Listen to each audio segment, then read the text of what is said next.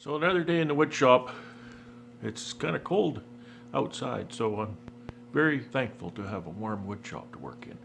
You see, I wear the same clothes day after day. No sense in getting all my clothes dirty in the shop. This is an old beekeeper shirt, see? I'm a beekeeper. You see me running? Try and keep up. That's good advice. So today, slicing up plywood mostly. However, there's a nice little Easter egg in here. I guess halfway through the video, maybe. You don't skip ahead though, you have to watch the whole thing. A little bit in here about how to make shiplap plywood. I'll explain more in the video, so thanks for watching, and as always, have fun.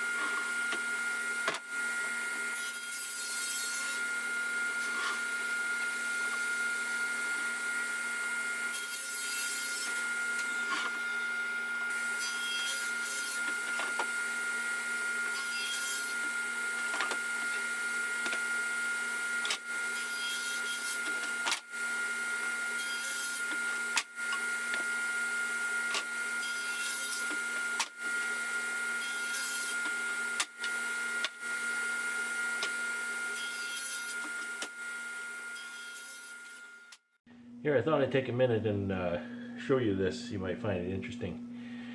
I'm cutting out the plywood for my migratory covers.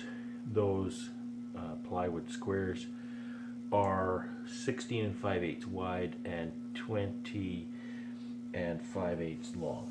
I really like to have my grain direction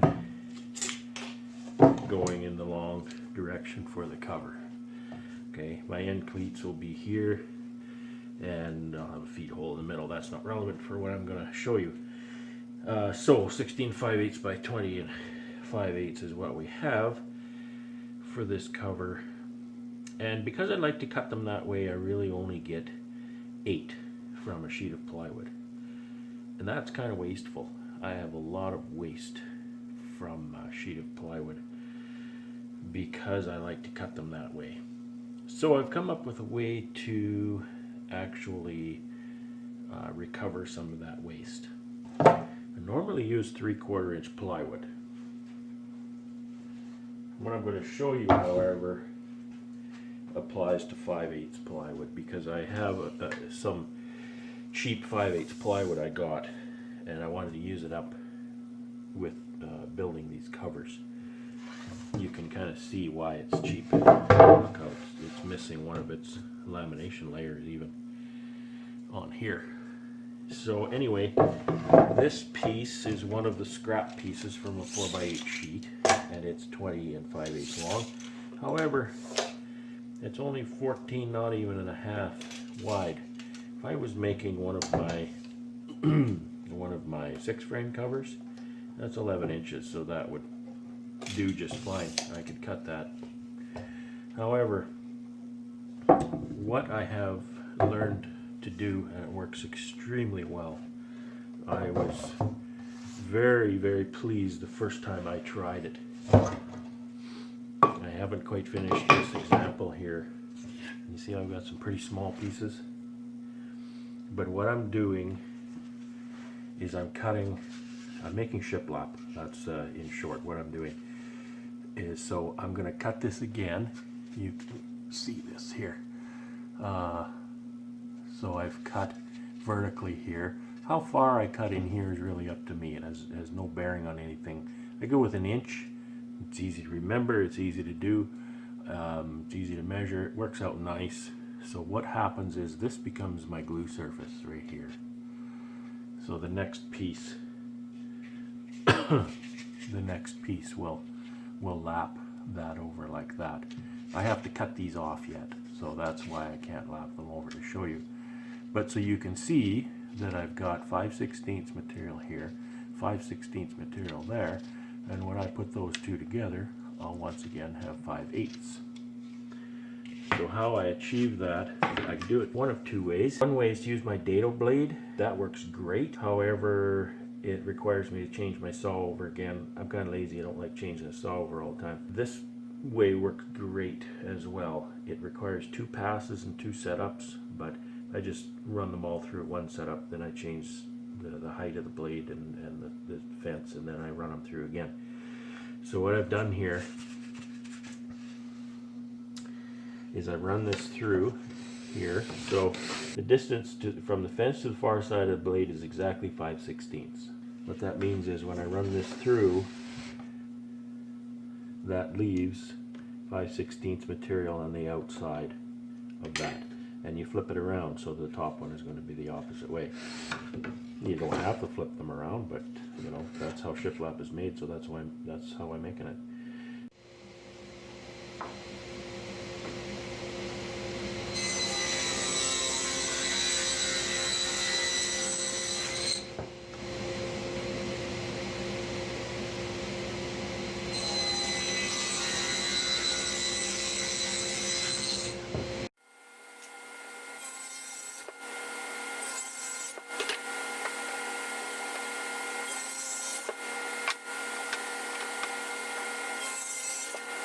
So I've run all of these pieces through this way.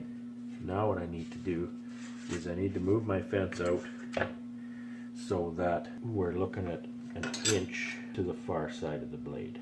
And then I need to lower the blade down to 5/16 height in order to cut that strip out of there and leave me with the shiplap part. I'm going to do that setup, and then I'll come back and show you what I'm doing. The far side of the blade from the fence is 1 inch.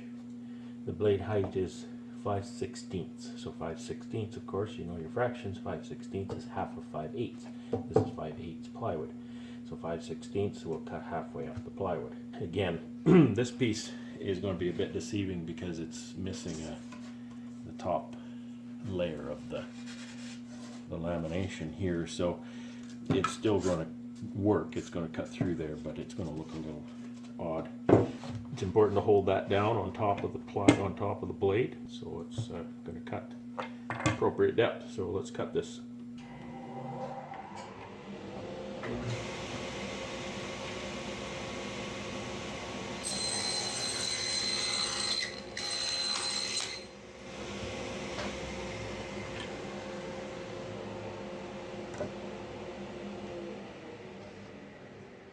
As you can see, it shoots these little pieces out at me. Not great. What I normally do, I kind of did it backwards here, is I'll make this cut first, then I'll make the vertical cut, and that kind of helps with that problem. It is kind of bad because it's only one lamination. Okay, so here's what happened. My setup is a little high. Alright, so I can lower that blade a little. This is by no means ruined this piece. It'll go up just fine. So I'm just going to eyeball this and lower that blade just a tad and cut the next one, and we'll see what happens.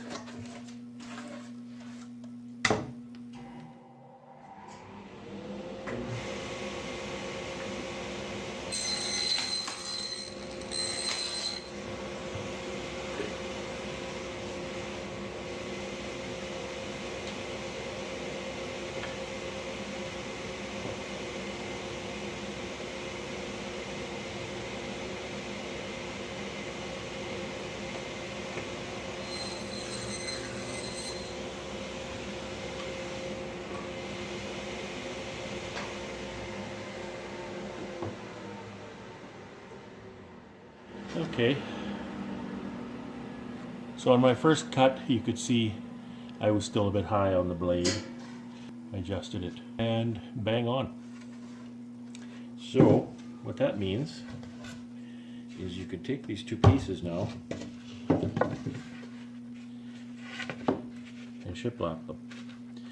Now this is also checking my work. I'm not going to fix it. It's a little bit of a ridge here, a little bit high. If you were going to fix that, you would then move the blade in, make this piece a little bit thinner. But for my purposes, what I'm doing with this plywood, that doesn't matter at all. I don't want to go back and change the saw setup again. So there you go. And again, I've got some 3/4 inch pieces to do here, so I need to do another setup. And what I'll do is I'll cut this cut first, and then I can sneak up on the perfect fit with my fence when I make my second cut. So I've got a few more to cut here, and this is going to work out just fine. What I do is I'll run that Titebond 3 waterproof glue in here, and then I'll actually screw that together. A few screw holes doesn't hurt for what I'm doing here, and that'll hold that tight until the glue dries. I'll take the screws out again. So there's no ultimate investment in screws here at all. And then what I can do is cut that to width for a cover, which will be probably about this wide, and go from there. And then we'll have some covers made out of scrap, what would otherwise be scrap plywood.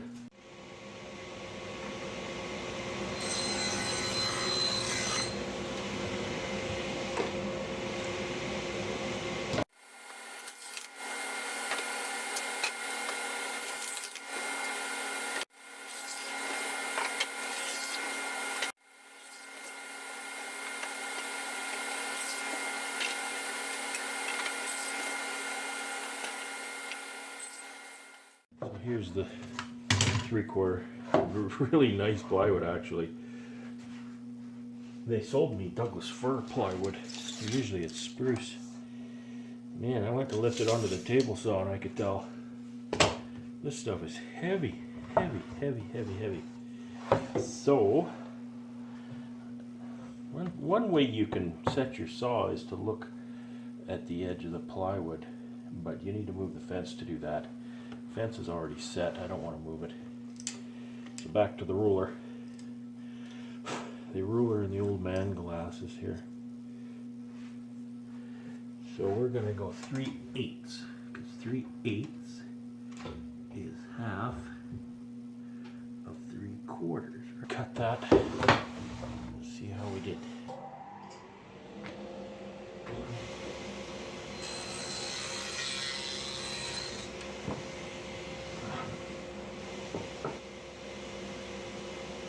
Just a tad high.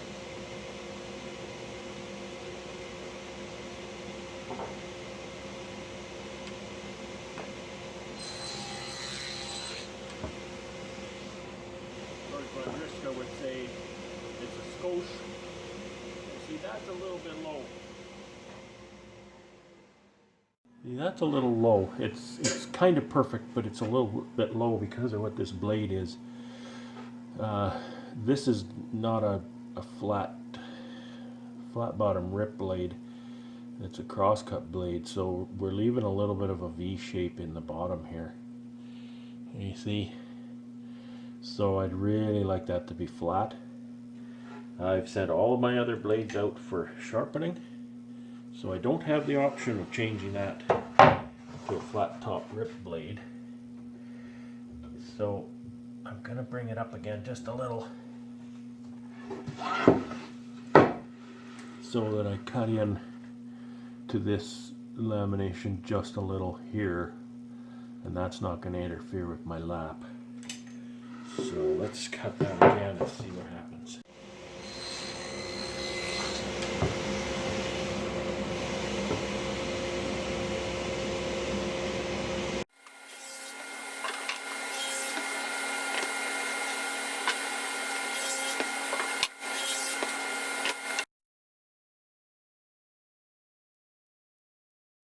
Well, I can hear you saying you didn't cut the last one, but that's by design because I need one square end. So what I need to do now is set my fence, take off. You could do this either way, really. I prefer to work with my offcut on this side. Well, if your offcut's in there, it comes out of there in a big hurry. So I'm gonna set the blade at 3/8.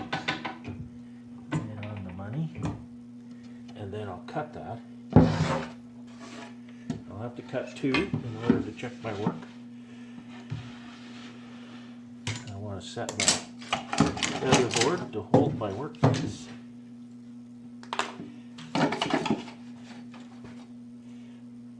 These sure help. Boy, I love these things. I kind of wish I had the magnetic kind though. These work great. If you have a wider workpiece, however, you can't lock them in. You know, they only go so far. If your workpiece is a little bit wider, you can't use them. But if you had the magnetic kind, you put those things anywhere. Those magnetic ones are really expensive though, compared to this one. Okay, so my next thing is I need to raise that blade. The blade needs to be 1 inch. This saw has a master switch on it that I turn off whenever I'm going to touch the blade. You have to make sure that you're not relying on me for your safety. Your safety is your responsibility, not mine. I try to be safe in my shop, but don't go to your shop and get hurt and blame me. That's your responsibility. Okay, so we've got inch high, and we're going to leave a 3/8 tongue on that, and we'll turn everything on and try that out.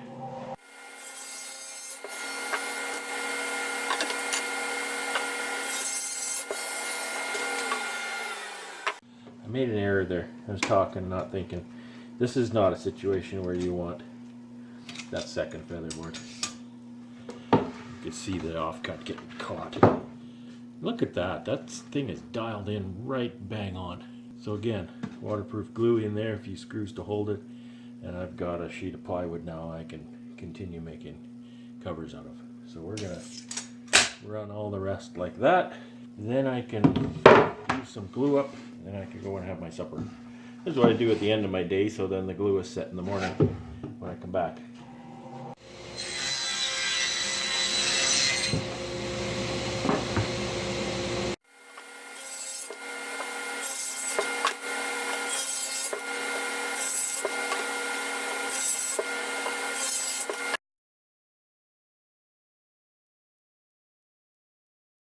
Couple of notes here.